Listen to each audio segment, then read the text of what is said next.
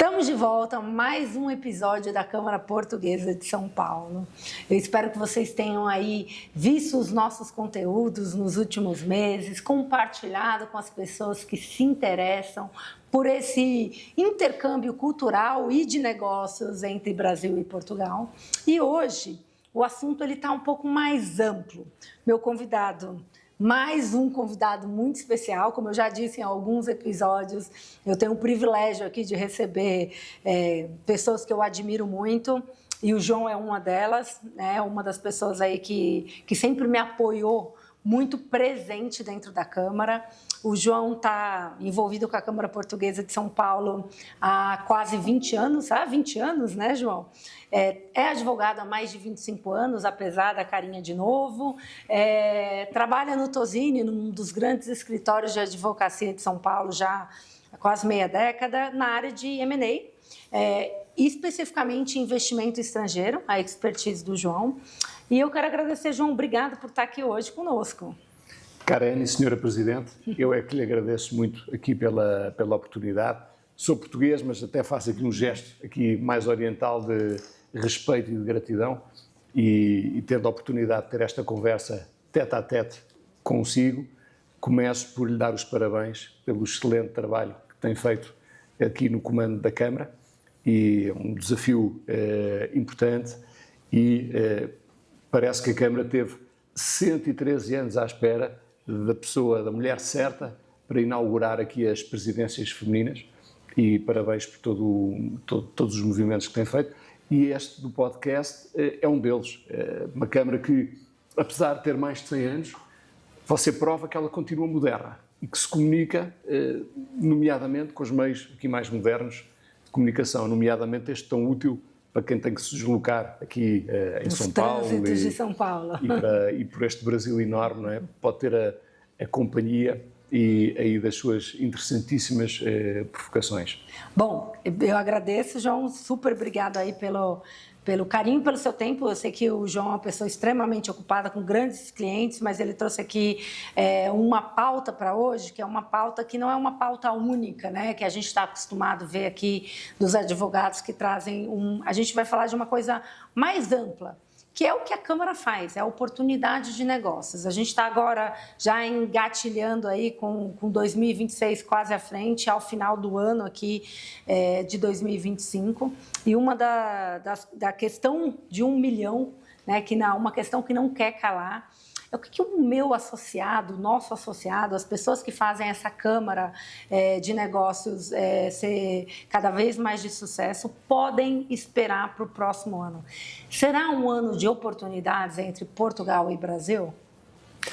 Karen, é uma ótima pergunta e, sobretudo, nesta época do ano, uma época em que as empresas se começam a programar, mas com mais intensidade, começam a focar na programação para 2006, e eu adorava, ou não sei se gostaria, mas a verdade é que não tenho uma bola de cristal, mas tenho a felicidade de ter uma profissão que me permite ver muitos problemas, senão não existíamos, e permite-me falar com muita gente. Como eu trabalho especificamente com operações societárias e investimento estrangeiro no Brasil e do Brasil no exterior, vou tendo aqui um repertório daquilo que vou escutando dos meus clientes, dos nossos clientes, daquilo que vou vendo acontecer e também das conversas que tenho com os nossos associados. E a minha resposta é inequívoca. Sim, 2026 vai ser um ano de ótimas oportunidades, nomeadamente e em particular para os negócios entre Portugal e o Brasil. Karen pergunta, você diz isso só porque é presidente do Comitê de Comércio Exterior da Câmara Portuguesa e gostaria de celebrar no jantar de 2026 um bom ano? Não. Eu não digo isso por otimismo. Eu digo isso com base num conjunto de sintomas, com base num conjunto de factos que vejo nos dois lados do Atlântico. Olhando primeiro para o nosso Portugal, o que é que eu vejo? E o que é que toda a gente pode ver e comprovar? Portugal, acima daquilo que é a performance média da União Europeia. Ou seja, agentes externos isentos, como a Fitch, a Standard & Poor's, que são agências de avaliação de crédito muito conhecidas do Brasil, que o Brasil conhece bem, têm olhado para Portugal com crescente otimismo. Tanto que, este ano, subiram as notas de rating de crédito de Portugal. Ou seja, Portugal está provando para entes independentes que analisam o todo, que está oferecendo um ambiente de negócios mais estável. E por que isso? Eu diria que por um conjunto de razões e um trabalho de formiguinha que tem vindo a ser feito ao longo dos anos com muita consistência. Apesar de alterações políticas que têm acontecido nos últimos anos em Portugal, a verdade é que há um fio condutor que tem conseguido resultados muito interessantes. Um fio condutor de controle da despesa pública, investimento em educação, investimento em tecnologia, criação de condições e incentivos para a instalação de novas empresas, apoios importantes da União Europeia e um fenómeno que isto já existia há alguns anos e um fenómeno que, na minha opinião, é talvez o grande acelerador, o grande catalisador desse cenário atual tão positivo, que é Portugal que foi historicamente, nós, quem mora no Brasil há muito tempo, olha para Portugal como um país de imigrantes, ou seja, os portugueses que ao longo dos anos vieram aos milhões para o Brasil, para a Europa, para o mundo inteiro. Hoje em dia, Portugal é o oposto. É um país para o qual as pessoas vão, que recebe muita gente do mundo inteiro, nomeadamente brasileiros, graças a Deus. E todos esses imigrantes estão a trazer para Portugal não só poupanças, que se têm refletido, porque eles vão para Portugal, precisam de um local para morar, acabam por comprar casa. A Karen sabe quanto é que foi a valorização média dos imóveis em Portugal neste primeiro semestre? Só no primeiro semestre de 2025. Nos últimos 5 anos eu colocaria uma casa 3 dígitos, mas nesse último ano eu não sei dizer. Consistentemente, o preço dos imóveis em Portugal, há muita gente que diz, não vou comprar imóvel em Portugal, que há uma grande bolha. Quem falou isso está a morder a língua. É mesmo? Porque só no último semestre os imóveis valorizaram 17,2%. Isto é uma estatística do Instituto Nacional de Estatística, que é E os últimos 5, 10 anos passou de uma valorização de 100%, não? Em alguns locais, sim. Em alguns locais, sim. Mas o ponto, para além do número impressionante, a questão que eu mais destaco é a consistência. Semestre após semestre tem vindo a aumentar de preço. E ainda não está no patamar das cidades mais caras da Europa. Então ainda tem uma margem de crescimento. Então, este fluxo de pessoas, ele tem não só sido muito interessante para o mercado imobiliário, como tem sido muito interessante para o mercado turístico, mas não só. Tem sido muito interessante para o tecido empresarial, porque estas pessoas vêm, conhecem o país e querem investir no país. Então, Portugal, sem dúvida nenhuma, terá muitas oportunidades, continuará a ter muitas oportunidades para brasileiros e empresas brasileiras. Tanto que nós temos acompanhado alguns destes movimentos. Certo. E temos visto um interesse crescente de empresas brasileiras em Portugal, nomeadamente empresas indústrias, não só o famoso caso da Embraer, mas outros, como a WEG. A WEG atualmente a WEG é uma gigante. É um gigante, é das maiores empresas brasileiras em todos os parâmetros. Uma das fábricas mais sofisticadas da WEG no mundo, adivinham onde é que é? Em Portugal. É por acaso? É porque os fundadores são portugueses e estavam com saudades e quiseram montar uma fábrica lá na aldeia? Não. É porque Portugal tem uma mão de obra super sofisticada, nomeadamente na produção de motores elétricos de alta complexidade, e tem um conjunto de atrativos interessantes, nomeadamente uma posição estratégica muito interessante. Então, Portugal oferece ótimas oportunidades. Mas é só daqui para lá, é só lá, ou o Brasil também oferece? Onde nós estamos agora? Temos boas oportunidades, ótimas. Na minha opinião, melhores ainda. Não querendo ser injusto para Portugal. Porquê? Porque Porque o Brasil tem três ingredientes que são muito raros no mundo. O Brasil tem não só coisas maravilhosas, mas tem três características que o tornam realmente uma potência global. Ele tem estabilidade. Por muito que se discuta, e por muito que discute-se uma polarização política, manifestações aqui e ali, mas a verdade é que o país é sempre maior do que as polarizações. O país é maior do que as polarizações e quer goste, quer não goste, acho que toda a gente deveria gostar, o Brasil oferece estabilidade. Então, neste cenário macroeconómico, não só no cenário latino-americano, no cenário global, o Brasil é um país estável. O Brasil tem escala. É inquestionável a escala brasileira. É um continente. E é um continente, e aí temos o terceiro ponto, com recursos. Não é que é um continente do tamanho ali, talvez, de algumas regiões da Europa e da Ásia, que são extensões enormes de território, e às vezes da África, que são muito grandes, mas não são tão privilegiados de recursos. O Brasil tem essa escala com recursos. Então, a combinação desses três fatores torna o Brasil, há 500 anos, um destino incontornável. E prova disso é que, por muito que se fale, a verdade é que eu sinto na minha atividade profissional que continua a haver um interesse muito grande, apesar de tudo o que se fala, continua a haver um interesse muito grande de empresas estrangeiras no Brasil. Por estes três fatores. E no caso das empresas portuguesas, por um quarto, que é uma ligação histórica natural. Dizem as pessoas, mas determinados grupos portugueses já não vêm para o Brasil porque tiveram aqui má experiência. Isso é uma lenda urbana que corre e a gente escuta muito isso na Câmara. É um mito urbano. Eu, enfim, sem poder, por razões de sigilo profissional, sem poder, obviamente, falar os nomes, posso lhe dizer que é um mito. Porque muitos desses grupos que se diz, não, está traumatizado com o Brasil, estão a fazer negócio com o Brasil. Estão a fazer negócio com o Brasil. Têm planos de expansão das suas atividades no Brasil. Tem-se dado bem no Brasil.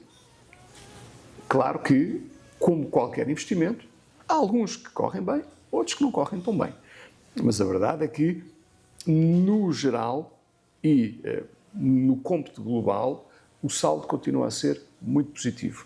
Então, eu acredito sim que há ótimas oportunidades de negócio, especialmente em 2026. Porquê especialmente em 2026? O João, você está contando a história da carochinha. Podíamos estar aqui em 2006, quando você veio para o Brasil, você ia dizer a mesma coisa. Não ia. Não ia falar a mesma coisa. Porquê? Porque Portugal e o Brasil têm mudado. E têm feito um bom trabalho. Fizeram tudo aquilo que poderiam ter feito? Não. Mas, enfim... Que bom, temos oportunidade, né? E a vida é assim. Eu vou aproveitar o gancho do que o João está dizendo. O João, como eu já disse, tem 20 anos de Câmara, já foi vice-presidente da Câmara Portuguesa e hoje está à frente do Comitê de Comércio Exterior. E dentro do comércio exterior, dentro do comitê, ele consegue ter aí, não só no trabalho dele como M&A, dentro do escritório, ele consegue ter um overview do que passa pela Câmara, de quem quer internacionalizar e trazer negócios. Eu queria aproveitar com esse expertise que o João tem e perguntar se você consegue identificar oportunidades concretas de negócios que estão envolvendo as empresas portuguesas e brasileiras, que óbvio que você pode abrir aqui com a gente, porque a gente sabe que por questões de trabalho tem muita coisa que não são confidenciais, que não são abertas, mas as que são públicas, tem alguma coisa que você pode dividir com a gente? A Karen, quando anunciou na sua eleição que ia trabalhar para os associados e que queria oportunidades concretas de negócio, está a honrar o discurso com essa pergunta. E obrigado pela pergunta e me desculpa até se eu me entusiasmei no cenário macroeconómico, não sendo um político.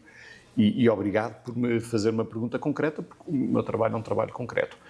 E o que é que, naturalmente, que há coisas que por razões de confidencialidade não posso comentar, mas há outras que posso. Oportunidades concretas. Começando por Portugal. Privatização da TAP. Legal. A TAP, como se sabe, nosso associado, é o líder na travessia aqui transatlântica. E vai ter uma oportunidade de privatização agora, que vai acontecer agora. Então, aí está uma oportunidade de negócio muito interessante. Segunda, Banco Caixa Geral Brasil.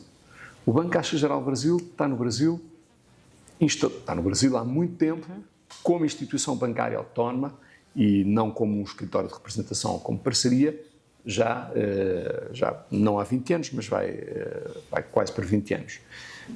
Por decisões estratégicas também do governo português, também vai ser vendido. Uma oportunidade concreta aqui muito interessante. Continuando a falar, antes de passar ao Brasil, falando em Portugal, outras oportunidades concretas. Como se sabe, o cenário geopolítico obrigou os países a voltarem a olhar para o seu orçamento de defesa. E Portugal, como membro da NATO, teve uma diretriz para ter um reforço no seu orçamento de defesa. Ora, isto abre oportunidades concretas de negócio para empresas brasileiras que são muito sofisticadas na área da defesa. Em particular, uma que toda a gente conhece, a Embraer, que é uma bandeira nacional. Outras oportunidades concretas de negócio em Portugal. Só um parêntese para os brasileiros que estão escutando, a NATO é a OTAN, né, que é o grupo aí de empresas que em Portugal a gente ainda chama de NATO, no Brasil OTAN. Presidente, obrigado. Eu, apesar de estar no Brasil, apesar de trabalhar com o Brasil apesar de ser brasileiro, apesar de ser brasileiro também, com muito orgulho. E, enfim, ninguém me tira a minha infância em Portugal. E então, obrigado pela tradução simultânea. E, então, em matéria de defesa, Portugal também continua a oferecer ótimas oportunidades. Infraestrutura. Temos obras muito importantes. Trem de alta velocidade, trem-bala, novo aeroporto. Infraestrutura luso-africana. Continuam a haver oportunidades muito interessantes de investimento em infraestrutura nos países africanos de língua portuguesa, em particular Angola e Moçambique. Isso seria construção. Construção, infraestrutura. Construção e concessão. Okay. Ou seja, os países querem não só as infraestruturas, como querem empresas com expertise para tocar essas infraestruturas, que Portugal tem, que o Brasil tem. Voltando para o Brasil, que oportunidades concretas é que nós temos? O Brasil, lá está, tem escala e tem recursos, para além de estabilidade. O que é que isso significa? Significa que há um conjunto, há muita coisa por fazer. Há muita coisa para fazer em infraestrutura, nomeadamente. Então, Careni, veja, e quem tiver dúvidas sobre, os associados que tiverem dúvidas sobre como é que está aí o dossiê de concessões, procurem a Câmara. O Comitê de Comércio Exterior da Câmara tem essa informação. Nós temos um cardápio de licitações e de oportunidades de investimento em infraestrutura no Brasil muito interessantes, não só para empresas brasileiras, mas para empresas portuguesas que estão aqui no Brasil ou que têm expertise interessante e que se associam a empresas brasileiras para fazer aqui obras importantes de infraestrutura. Temos um exemplo super famoso, recente, que foi a recente vitória da Mota-Engil. A Mota-Engil, uma das maiores empresas de construção portuguesa, muito tradicional, com obras muito icónicas pelo país inteiro, com uma clara capacidade técnica de construção, vai fazer uma das maiores obras públicas que se fará no Brasil nos próximos anos, o túnel Santos-Guarujá. Então, é um caso único, não é um caso único. A própria Teixeira Duarte, que tem sempre várias ações aqui também no governo, na Amazônia, né? A Alves Ribeiro. Ainda a semana passada, as pessoas poderiam pensar, não, mas isso é um projeto só, uma coisa única. Ainda a semana passada, a Mota-Engil estava disputando 4 novas concessões de rodovias no Paraná. Então, não é um tiro único. Específico, né? Há um momento de oportunidade no Brasil para investimento em infraestrutura que é muito interessante. e que pode ser muito bem aproveitado pelas empresas E portuguesas. replicado para a África, né? Que eu acho que o vosso comitê tem feito essa conexão de forma com primazia, né? Antes a gente discutia as nossas relações bilaterais Portugal-Brasil, mas tivemos eventos esse ano, liderado pelo João, que já aproximavam o que a África, né? E Angola aí é como um dos grandes expoentes, como que a gente pode trazer essas conexões de negócios e exportar também para a África, porque língua, o que nos une é a lusofonia, né? Língua e história. E história. Angola teve, como é do conhecimento dos mais antigos, e teve um período muito complicado depois da independência, teve um período muito conturbado e teve uma guerra civil e terrível, e foi um momento de grande teste do país. Houve 2 países que nunca abandonaram Angola. Empresas de 2 países que nunca abandonaram Angola. Quais foram esses países? Brasil e Portugal. Isso significa muito, isso quer dizer muito. Porque é que empresas brasileiras como a Odebrecht são tão bem recebidas em Angola? Porque nem no pior, nem no pico da guerra, abandonaram o país. Continuaram firmes e fortes, fazendo o seu trabalho, assim como as empresas portuguesas. Isso, naturalmente, faz com que esses países tenham uma relação privilegiada com quem nunca os abandonou, com quem provou que a aposta em Angola, por exemplo, não era uma aposta oportunística de simplesmente tirar partido do momento, um tiro do momento, um investimento especulativo. Não.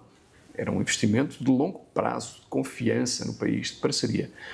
E os frutos dessa confiança, eles podem ser colhidos agora. Então, por isso é que, uma vez mais, 2026 é a história da carochinha? Não.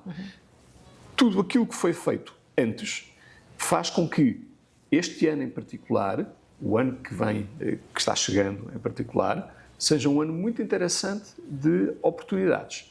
Ano, nomeadamente, onde toda a gente é do conhecimento geral que as empresas de construção brasileiras, mas também portuguesas, passaram por fatores diversos, por um conjunto de tempestades nos últimos 10 anos. Essas tempestades foram superadas e as empresas se reorganizaram, se reposicionaram. Chegam a 2026 impecáveis para aproveitar essas oportunidades.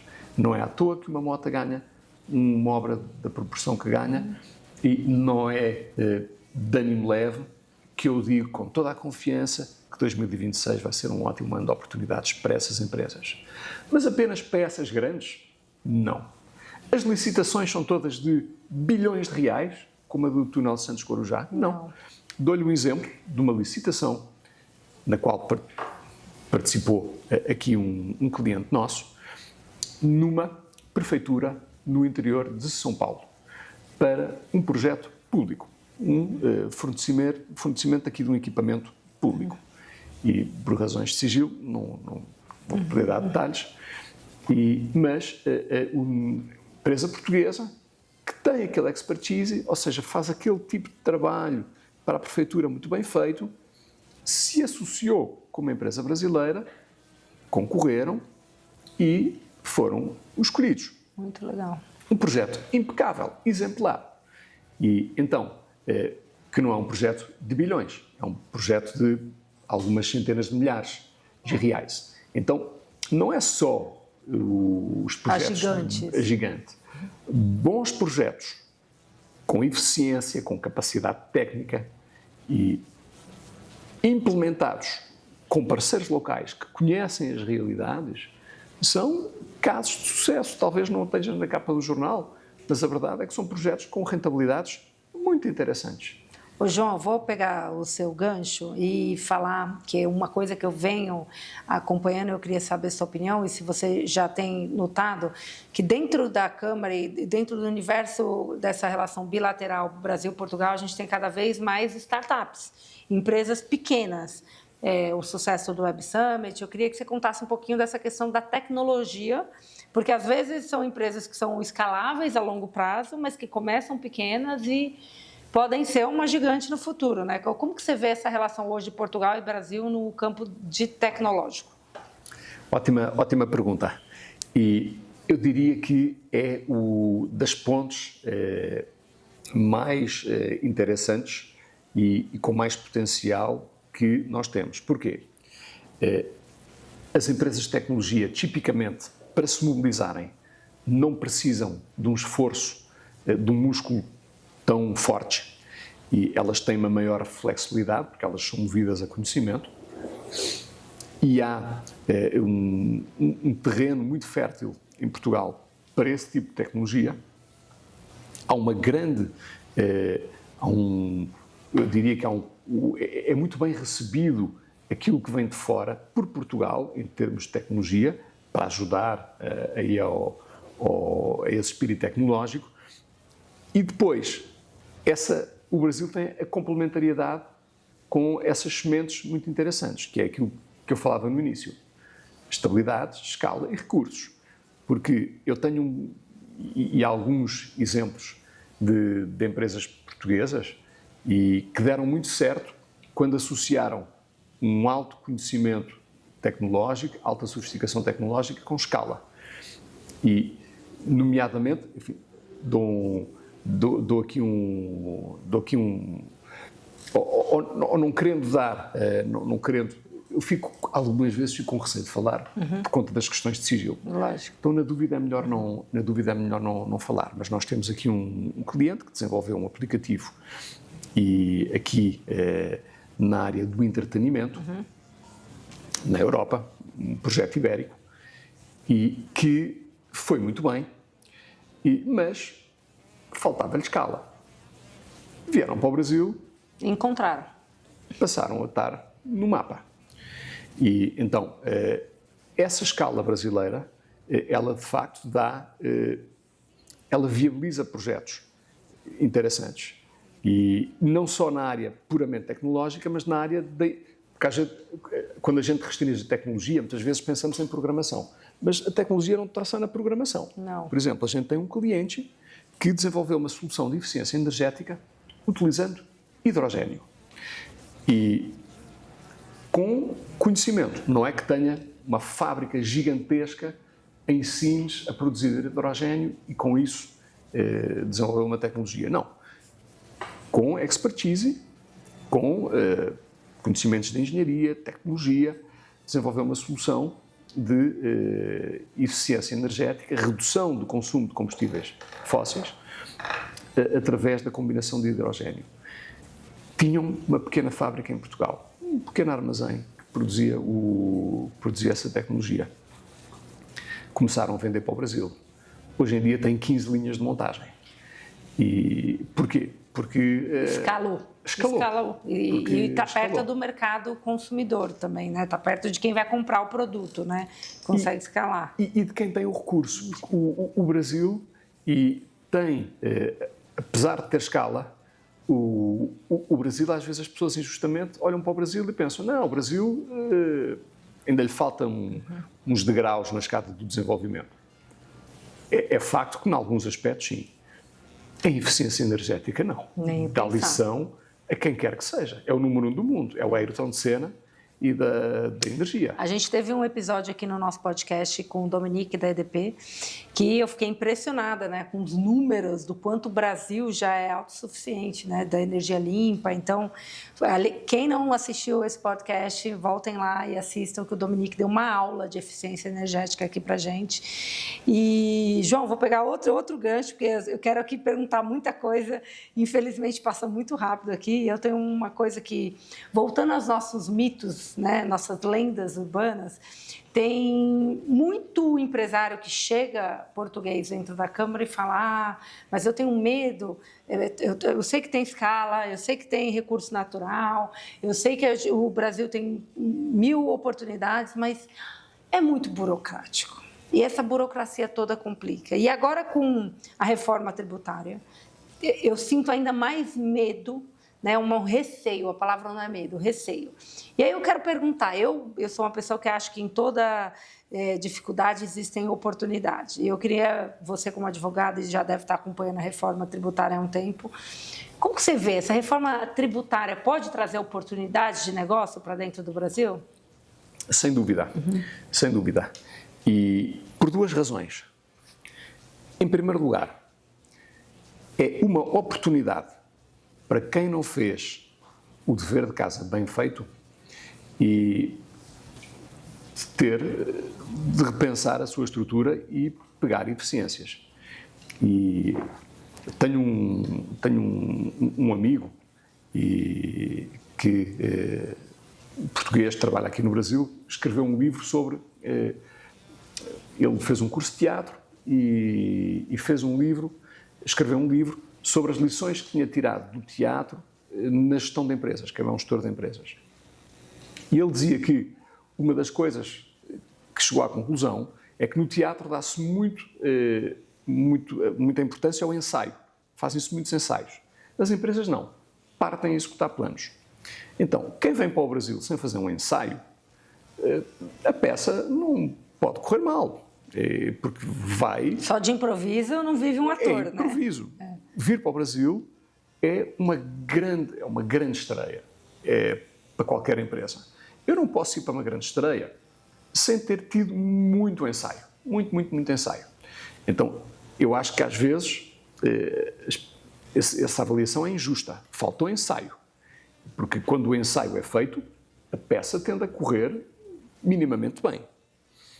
Então, quem não ensaiou, tem agora a oportunidade de ensaiar, à luz das novas regras, e partir para 2026 com a casa organizada. Porque as mudanças são muitas e, por muito que se critique, elas são feitas com um ótimo propósito de simplificação. Depois discute-se se a carga é pesada ou não, ainda está em discussão, mas a verdade é que vai simplificar. Nós temos uma estatística lá no escritório engraçada que a gente diz, os nossos tributaristas estão sempre fazendo direito comparado e dizem que havia um mito de que numa empresa, no exterior, bastaria para um trabalhador na área de tax, no exterior seriam 5 no Brasil, dada a complexidade. A reforma vem reduzir essa complexidade. Vai ser 1 para 1. Agora, tem que ensaiar. Tem que ensaiar. Então, é uma ótima oportunidade para quem não ensaiou. Para quem vai entrar, é uma ótima oportunidade para se posicionar e já se organizar para o futuro. Pensando no que vai ser. Virada, pensando no que vai ser. Uma das coisas que se fala é, mas esse grande benefício que o Brasil sempre teve de isentar a distribuição de dividendos posterior vai acabar, isso vai ser terrível. De facto, vai acabar. Se a reforma, a tendência é que acabe. Isso significa que o Brasil perdeu a competitividade? Não. Porque se acaba a esse nível, significa que eu vou tornar mais eficaz a tributação da minha investida no Brasil. E é aí que eu tenho que trabalhar. Eu, uma vez mais, tenho que ensaiar. Então, a reforma, como é que eu vejo a reforma? Pensando, comparando com a obra desse meu amigo, Nuno Saramago, eu vejo como um novo roteiro. Muito bom. É um novo roteiro. Então eu tenho a chance de prepará-lo, escolher bem os atores e ensaiar. Eu adorei essa analogia, João. Achei assim, eu vou repetir, viu? Vou tentar no começo falar que foi o João que me falou, mas depois acho que eu já vou incluir no meu discurso. Achei muito boa essa questão com o teatro.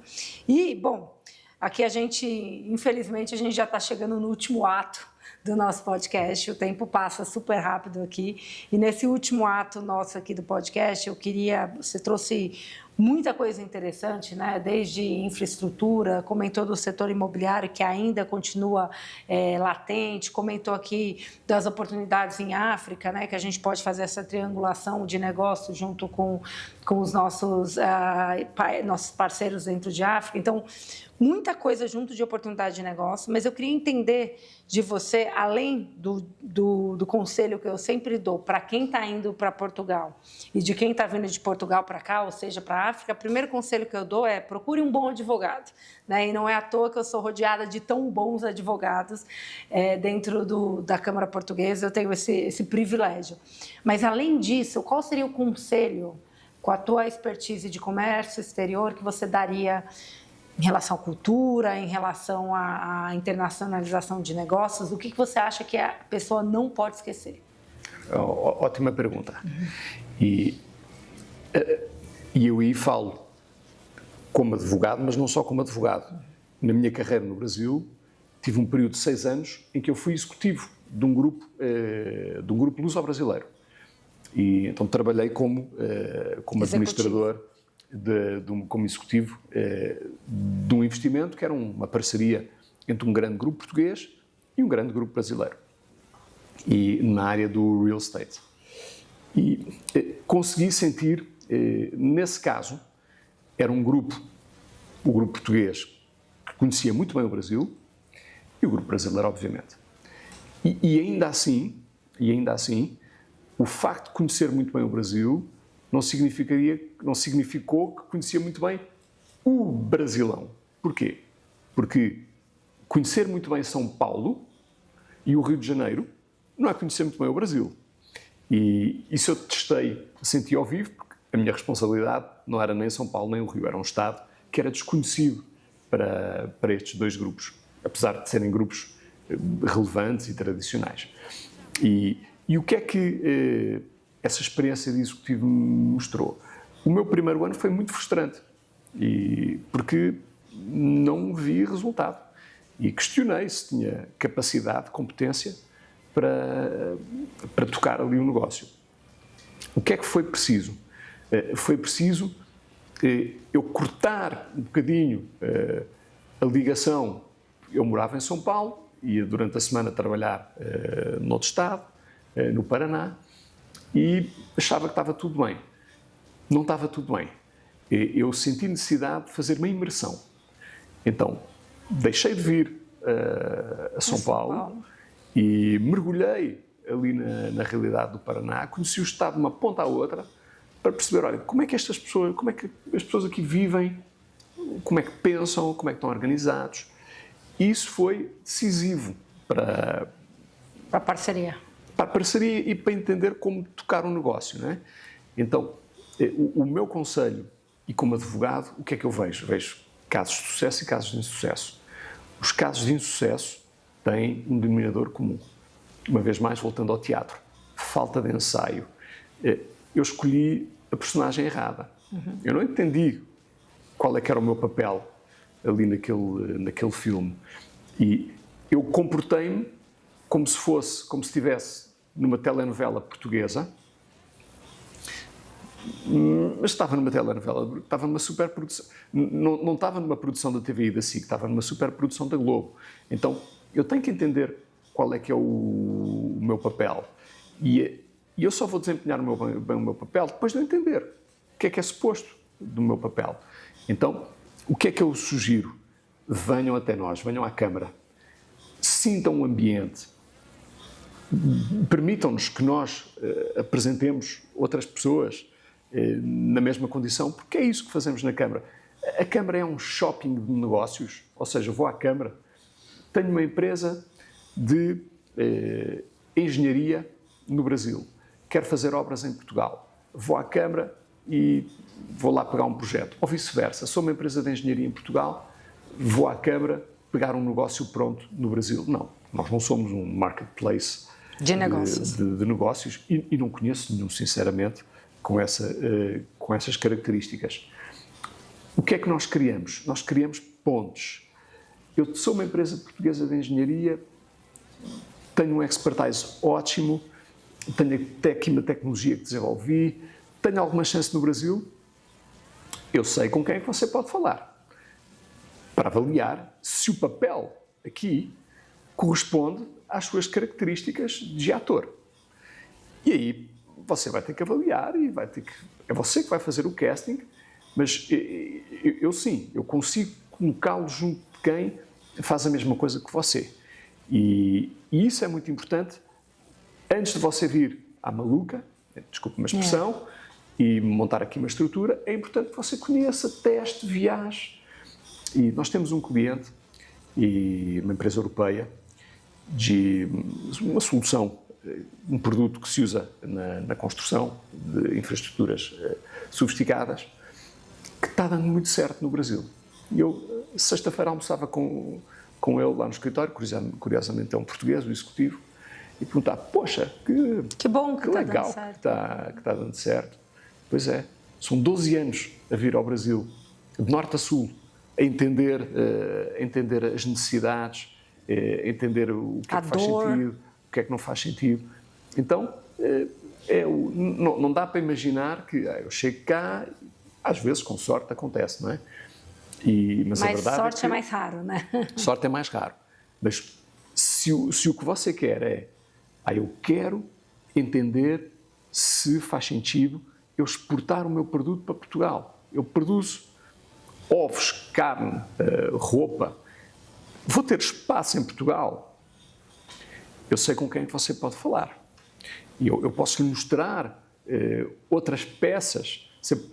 Eu arrumo convite para você assistir a outros teatros. E aí você vai ver se o seu papel se encaixa. E é nessa atmosfera de imersão, né? Foi uma palavra muito bem utilizada pelo João, quando um ator é capaz de fazer um laboratório imersivo para aprender sobre um personagem, para aprender como que aquele personagem vai estar naquela peça, que a gente vai se despedir desse podcast. E dizer que realmente a Câmara Portuguesa é o melhor lugar para ensaiar e fazer essa imersão. E eu queria que o João terminasse... Bom, primeiro, João, queria te agradecer.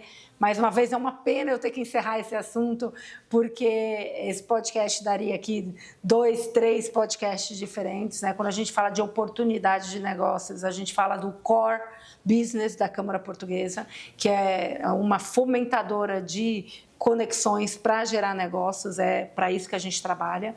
E o João, não poderia estar mais feliz de receber o João aqui, trazendo tanta ideia interessante e tanta analogia.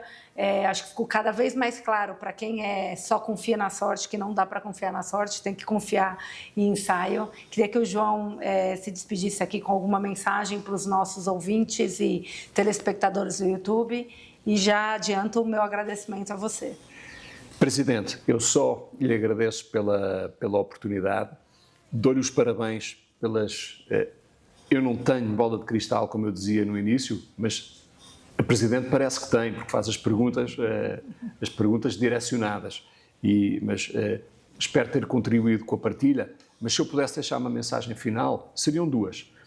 Primeiro, um convite a quem quer fazer negócios em 2026, está com dúvidas, venham discutir aqui na Câmara, venham aos nossos eventos, participem, procurem-nos, porque não se sintam sozinhos, não partam para 2026 sozinhos, venham ensaiar na Câmara. Aqui ninguém vai criticar, é o espaço ideal, ou se vai criticar é uma crítica construtiva. Exato. Então é o espaço ideal para ensaiar.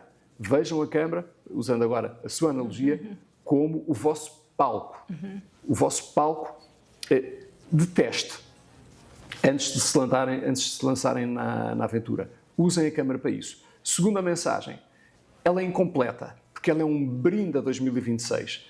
Seria um brinde bom se nesta caneca bonita tivessem os vinhos que a Karen produz, e, enfim, mas vamos imaginar que... Vamos imaginar que é um vinho. Temos aqui um Quinta da Bacalhoa, peço desculpa pela publicidade, mas é um vinho maravilhoso.